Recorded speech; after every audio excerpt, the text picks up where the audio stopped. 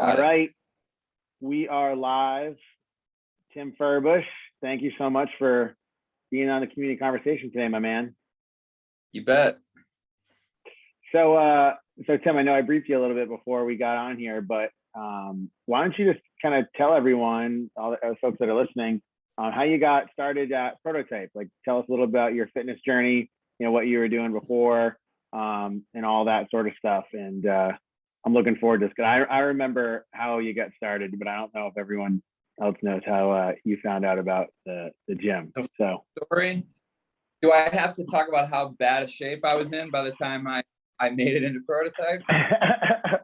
You can talk about whatever you want, man. This is your time. Well, so I wasn't really ever big into group fitness. I kind of worked out on my own. And over the years, it's like you simplify things if you don't push yourself. So like I was kind of boiled down to like the elliptical machine for 20 minutes and then maybe some like dumbbell presses and curls. And then I'd probably spend as much time in the sauna as I did like working out. And I thought prime fitness. And so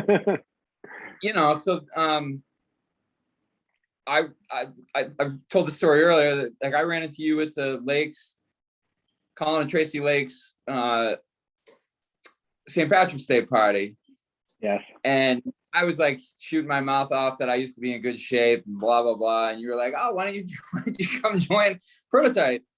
And, somehow you managed to get my phone number out of me and you texted me a few times. And before I knew it, I was coming in and I was doing the, what are those 4 classes called?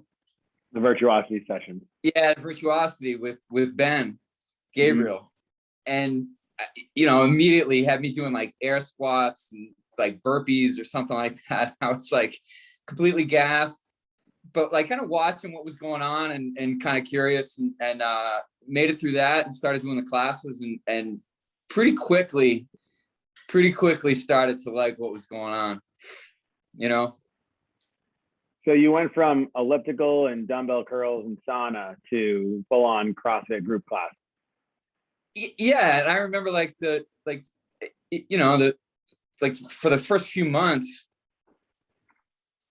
just watching the people, like I was trying to finish workouts and there would be, people of all ages, all fitness levels, and most of them were crushing the workouts in front of me. And I was like, look at these people. And like everyone to a person going after it, and that was compelling, right?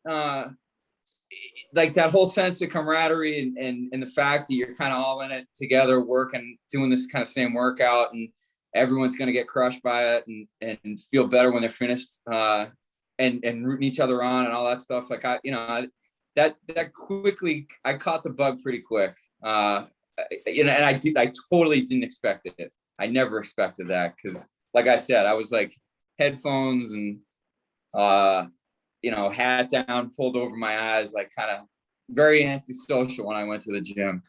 And Prototype is the complete opposite of that. You're recently a recipient of the Prototype of the Month too, man. You're like now an official like royalty member. Yep, that was a big honor. That's because I said something in front of John. I like Ray, and I was congratulating. And I'm like, geez, I've never been Prototype of the Month. Before I knew it, John's recommended me. But he was like, speaking of him, he was he's been a huge help. Both you guys, right? I should say it right now, like get it over with in the interview. Like both you guys, the Collette brothers, did a whole lot to kind of change my whole fitness track. Between you getting me in for Prototype and getting me to the workout, and then John on the nutrition side. I owe you guys one somewhere down the line. You know what I mean? You don't owe us anything, man. We're just glad that you're here and getting after it. So you mentioned that like it was a transition because, well, it had to have been a transition because you went from the headphones in and not really talking to now, you come into the gym and we know you're here, man. You're a pretty funny guy. And what was that, to kind of walk, I guess, folks through it, like, because everyone starts in different places and, and, you know, folks come from, you know, different backgrounds and stuff, that have never done like CrossFit before. So like, take us through what like the acclimation period or acclimation phase was like for you, Tim. Like, you know, so you kind of like got the bug real quick. Like, what does that mean? Like, why did that happen so quickly for you? So I think the combination of the things you do, so like the cardio plus the Olympic lifting, and then I guess the gymnastics portion of it, you know, the Olympic lifting side of things, I actually had exposure to that growing up a little bit. So, you know, back in high school and in college, played football, and I ran track, and you know, did some of that stuff. And so we used to do like the bigger, faster, stronger. So it had, you know, bench press, squats, and deadlifts was like a big, you know, like those were the three big lifts for bigger, faster, stronger. And then there was like plyometrics attached to that. So, you know, I did some of that stuff, like jumping workouts and whatever else. And you know, the other thing too is my brother was big into, like, my brother was one of those guys that, like, before anybody else was doing Olympic lifts and everything else. And so I learned a bit from him too. So I had exposure to it, but it was when I was younger. And like I said, that big gap, like I left college, and then the older I got, the more I moved away from that kind of stuff.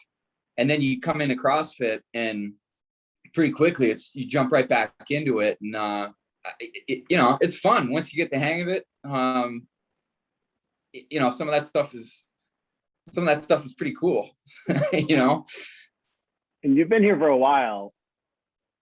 So over that time, you've got to have some memories or some stories or whatnot. What are some of the things that stick out to you, like in terms of like memories or things that, you know, maybe you've done, you know, you did something for the first time or an event or something? Like, what are some things that kind of like poke out in your mind that like you remember? Yeah, absolutely. So I always say to like new people that want to do CrossFit or whatever and want to go to Prototype, it's like, you know, the coaches make the whole program, right? So each coach kind of gives you their own thing. I mentioned like you and John, right? But like BZ, Caitlin, back when she coached, like she was the first one to teach me how to do a total bar. Like, and she was, you know, she's like, basically she said, get aggressive, right? So like how to get your feet up there, and like, it's just, you learn something different from each and every coach. Each and every coach has some different way of saying things. And I feel like as you get exposure to that, you know, you start to learn different things. So like Caitlin taught me how to do total bar. You taught me how to do double unders, actually. It's the little tips and the tricks you get from different coaches that, you know, that you kind of challenge yourself and make that progression to learn how to do things. And I just, you know, that's what makes CrossFit fun. It's like, you don't know how to do anything at first, and you watch everybody else. You're like, how the heck can I do that? I can't do that. How am I going to do that? And then sure enough, you keep working at it, and you learn how to do new skills and techniques and all that stuff. It's, I kind of love that. It's like a double-edged sword though, right? You learn new stuff, then everything gets a little bit harder. You work out to get a little harder. You learn a little. It takes longer to put away the weight, right? That's exactly right. So like, it's like a blessing and a curse. You learn how to do something new, but then it's like, it's a whole nother level of challenge, right? So yeah, exactly. I say that all the time. Total blessing and a curse. What are your, because you just mentioned like you got your first total bar, you know, doing double unders, which are like some really awesome milestones to be able to do those things, because they are, like you said, they're really challenging. Well, what's the next thing for you? Like, what are you working on now? What are you focused on at this stage in your journey here? Yeah, so over COVID, I was doing a lot more running, and then kind of doing my own workouts at home. And then, you know, when you started doing the virtual stuff, was coming in and doing some of the virtual stuff, but I ended up overdoing it, pulling my hamstring, screwing up my knee. You know, I end up getting a couple of cortisone shots, an MRI, and went to PT, and wasn't really making much progress, and made the decision that I was going to start doing personal training. And so just to try and like rehabilitate it, and started working with John and BZ, and then just went down to BZ once a week. But we're doing kind of single leg stability and strength. And like, I tell people now I'm working on foot strength, which is so funny, but it's true. Like I go in and BZ has me like stand on a block on one leg, and it's all the strength in the bottom of my foot and my ankle and up through into my knee and all the, eventually up to the hamstring. And it's like, just learning all that stuff, he knows so much, just getting exposure to that. And like, it like makes perfect sense once he explains it to you, but I had no idea what was going on and I couldn't fix it on my own. My knee kept swelling back up and I had no idea what to do. And, once a week with a personal trainer, and all of a sudden everything starts coming back to normal. Swelling goes away in my knee. I start to build back strength. And now I can pretty much do everything pain-free, which is like, that's a testament again to the coaches and what you guys know. So props to you guys. Man. Yeah. 1 rep max foot curls, right? What's that? 1 rep max foot curls. Yeah, totally. Like, but like, how much can you crush, like can crushes with your foot? Exactly. That sounds like some awesome training right there, man. And I'm glad that your knee is feeling better. But like I remember the night that we met, and like you mentioned earlier about how you kind of got started into like CrossFit, but your family's like pretty active. I know Michelle is like big into like fitness and CrossFit. You mentioned like your brother. Like, what's that like to be able to like work out with your family and share that sort of element of like, your day at times with each other? Because not everyone, and the reason why I bring that up is like I work out with Aaron, right? And it's like a nice like hour that we have like together, and then we're off to work, we're doing stuff, and the whole thing of couples that work out together stay together. I'm not like in that camp necessarily, but it's like a nice thing to be able to have or share together. I don't know if you want to speak on that a little bit. Yeah, no. So that like there's that, but plus the two of us, going off to the gym or whatever else, that kind of passes through and the kids see it too. So, my son's in 7th grade and he's always asking, like, he wants to get started doing that stuff. And we started to look into it, but even doing like, children, like, or kids programs or whatever else, like, he's definitely interested. And him and all his buddies are like the next wave of people that are going to be coming into the gym and like working out. And my daughter's the same way. She does gymnastics and like, we have a pull-up bar in the kitchen. So it's like, all of us are kind of, yeah, exactly. We're all kind of integrated into fitness in some way, form or another. And kind of, it just kind of pushes all of us. Right. The other thing too, I brought up a little bit, is like the nutrition side of things. So, Michelle actually brought her up. Michelle's actually just got certified to teach nutrition. So she's teaching people how to eat. I obviously learned how to do that, like count macros, whatever else. And like my kids see it, and they know like you got to eat more protein and like, you got to watch how much like, it's good carbs and bad carbs and all that stuff. Like, they just get exposure to it. We definitely don't push them. Like, we let them eat whatever they want, but they see us doing it every day. That's got to be something that, kind of settles in and sticks in. So it's, I don't know, they're learning good lessons, right? Between the fitness and the nutrition, like they get exposure to both of it. Cause me and Michelle are talking about it all the time, It's huge, man. It's such a huge thing. I mean, kids are like, I don't have any kids, but I can just from experience of like seeing all these families and everyone come through, and the folks that are implementing this or doing this is like part of their lifestyle. You can see it reflected on the kids for long term. Right. Like that's the big thing, is like, you want to get your head on straight. You're like, there's so many studies about fitness and nutrition and what the impact that has on your brain. Right. So on like on your mental health, like that's huge. That is such a huge lesson to learn. I like, like I'm a big advocate. Like I'm on the kids all the time, like get a good night's sleep, eat right, work out, because it's going to put your head on straight. Right. 100%. And like I said, you've been here for a little while now. You have to have some favorites in terms of like workouts or movements and that sort of thing. Do you have any like favorite workouts or benchmark workouts or anything like that maybe like things that we did here at the gym could have been something, open workout. I'm just throwing stuff out there. But anything that sticks out to you that's like your favorite or your favorite workout that you've done before?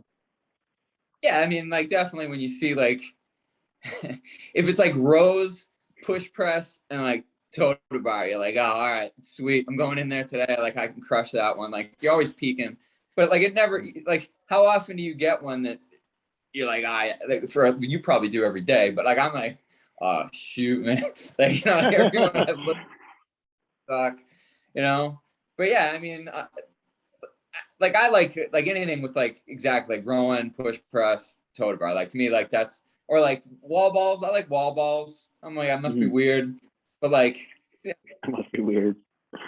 Like you're taking a shot, right? You're shooting at a target. So right.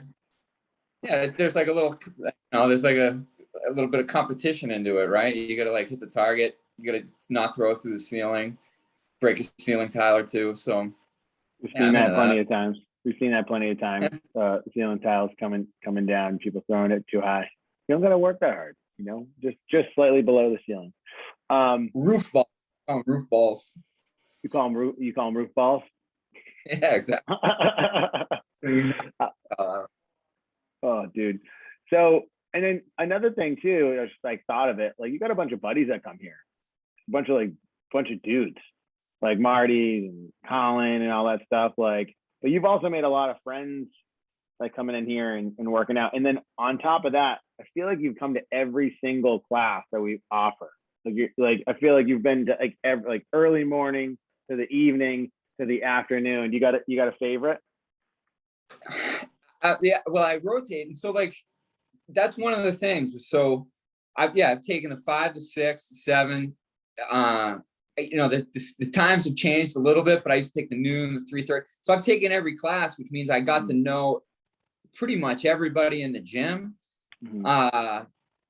I've settled in lately to the 7 o'clock, which was the only class I never did because I always had to go into Boston or whatever. So now I know all the guys from the 7 o'clock too. Well, men and women, I should say, from the 7 o'clock, but it is kind of mostly dudes. It is like, again, like the whole thing is the camaraderie, right? Like there's so many people in the you kind of meet along the way, and like you're all working out together and pushing each other. And so you got friends at the 5 o'clock, you got friends at the 6 o'clock. So it doesn't matter what class I walk into, there's people there that I know, and again, like I love it. Like I love that, working out together. I never would have thought it. Never in a million years. You went from I tried the 5:30. That's too much. The bros class, 5:30 bros class. The bro 30. Yeah, there's only a couple classes where it's predominantly men. Most classes have either a good blend or they're more the ladies. I think your membership's like it's almost 50-50 to be honest with you. I think it's like 51% female, 49% male or something like that. I've done about 5 a.m. 5 a.m. Mostly women. Still picking the crusties out of your eyes at 5 a.m. What's that? I said still picking out the crusties out of your eyes at the 0500, man. Early. Yeah, that's the tough one. But once you get into routine, like that's great. You bang it out and it's done, That's it. That's like the best part, getting it done nice and early. I want to get into the Spitfire round. I don't know if you've heard any of these questions before. I know you've listened to this. But I added in a new one, and I'm going to start with a new one. What's something that people here don't know about you, Tim?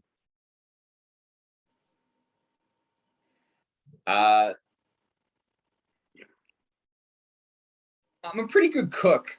I guess like I like to cook a ton. French bistro cooking in particular. So like so I do like the fancy meals. Michelle does the day-to-day. I do like the fancy stuff. So when it comes to like Easter dinner or like Christmas dinner or whatever else, like I'm going after it. I didn't know you were a fancy cook. So you said French bistro. Like what's the fancy? Oh, I wouldn't say that's the fanciest thing, but what's your simple, but like any kind of like braised short ribs or like veal ossobuco, anything with a braise. I'm a pretty big braise guy. Like braised meat, that'll be probably my favorite. But I'll try other stuff too. You know, I've made my own sauce and you know, tried to make my own pasta before. Like you know, I like to try new things in the kitchen. Dude, that's awesome. I did not. So I love That's why that question because I did not know that about you. how to eat. I understood how to make food, so now you know just to measure it that makes it so much easier. Awesome, dude. Okay, that's awesome because I didn't know that about you, and I like that. You know, my dad's a chef, baker. Really? So I come from I come from the culinary background, not myself personally, but I grew up in and all that. So my dad used to own a bakery and stuff, and Oh, yeah, I'm very Did you familiar with food. Say that again. you take any skills away from it? Can you do anything? If you ask Aaron, I can make our day-to-day food, but I'm not a measure this, you know, I'm kind of like, let's throw crap together and make it taste good. I can kind of do that. Bread? Yeah, I'm not like the baking. Aaron would be more follow like the ingredients. Like, you know, it's like same thing. You give me directions to do something and I'm gonna like throw it out and try to figure out how to screw something up. You know what I mean? I don't have the patience for the for that stuff. So but yeah, that's more on Aaron for the baking side of things. Second question though. Favorite TV show and a movie of all time. Flash, what are you currently binge watching right now? If So you're we binge just watching anything. Mayor of Easttown. Have you seen that one? No, Mayor of Easttown, good. It's Mare, Mare. It's Kate. It's a detective in like a Pennsylvania, like you know, like a poor Pennsylvania town. Mm-hmm. Good, real good. It's got everything. It's got everything you need. And then Kingdom is the other one that we're binging right now, which is like a MMA based. I don't know if you ever saw that. That's a good one. I think I watched like one episode. It's with that guy. What's his name? He's in all those like martial arts or like fighting movies. He's been in a couple. You know, I know exactly what you're talking about. And those are Jonas Brothers. Is he in it? Yeah, Nick Jonas is in it too. Yeah, that's right. Yeah, that's really good. If you haven't watched that, highly recommend it. That's another one that's got pretty much everything you kind of want in a mature setting. The my guilty pleasure would be Below Deck. I watch Below Deck, that yachting show on Bravo. Mm-hmm. Yeah, like that's you know, that's simple. That's so mindless. Favorite movie all time? Yeah. That's so tough. Maybe The Good, the Bad, and the Ugly. Okay. Maybe Raiders of the Lost Ark. Maybe The Great Escape. You know, like I like how can you pick? That's like, you know, I have a handful of movies that I love that I could watch like every single time that they're on. You know what I mean? Mm-hmm. That's why it's a hard question, man. Too tough. You can't pick one favorite movie. You know? Too tough. Well, I'm gonna ask you another hard question. Favorite musician or band of all time, and then favorite song. Doesn't have to be by that musician. Oh, I feel like you're a Journey, Don't Stop Believing type of guy. Yeah, no, I'm a Journey, more like Open Arms. Like I'm a romantic. But like honestly, my favorite band probably like either Motley Crue or Kiss. Like I was like meathead when I was growing up. Like more recently, like I'm actually into My Morning Jacket. They're like one of my favorite bands too. Like if I could see them, like they're an unbelievable live. Favorite song is like favorite movie. How can you pick one favorite song? Like one song that I had to listen to over and over again for the rest of my life? I think of it like this: if it's one song you can listen over and over and over again on like a 3-hour car ride and not want to blow your brains out by the end of it, that could be considered that. Jeez, might be a little bit too intense of an explanation there, but you know, you get the point. Yeah. So I think like if I had to pick a song that probably makes me happier than anything, it's like Huey Lewis and the News, Do You Believe in Love? I think like that's such a nice song. Like like I'll put that up there. How about that? To put that at my number one. Huey Lewis. That's Do your you number one, man. Do you believe in love? Huey Lewis, putting it on the board. All right. Last question, Timmy. Yeah. Favorite, or I shouldn't say favorite, but what is well, I guess it is favorite thing to do / what's your hobby of choice besides working out? Like, what's your favorite thing to do in like your leisure time? Could be with your family, could be by yourself. What's your favorite hobby? So I'm like a total nerd too, and still play video games. And so I play video games. I have to admit it. You know, it comes and goes, but like there are times when I'll like head into the basement and put a headset on and play video games, like, you know, complete nerd style. Dude, there's nothing wrong with video games. It's like a sport now. The EA, Well, yeah, like, you're 46 and you have 2 kids, you know. what's your game, man? Game of choice? Like, you like a like Call of Duty, Madden? What are you into? I play Call of Duty, but mostly I come back to a game called Destiny, which is like, you know, it's like a player versus player, shoot 'em up kind of. It's like Call of Duty, a little bit different though. That's another thing I didn't know. I didn't know you were a big time gamer.